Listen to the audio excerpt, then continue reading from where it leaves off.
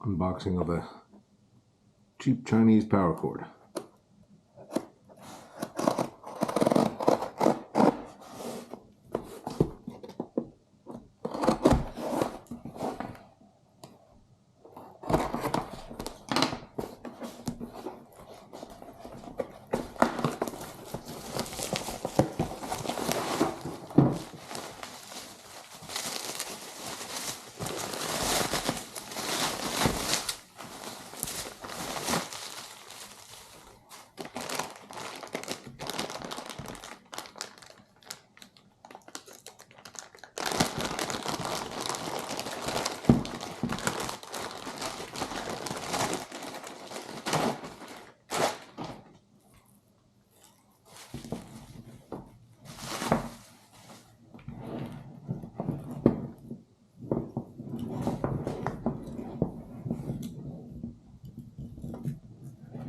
Definitely solid.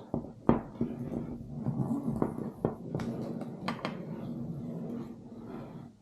little cold outside, so it's going to take a while to fix that.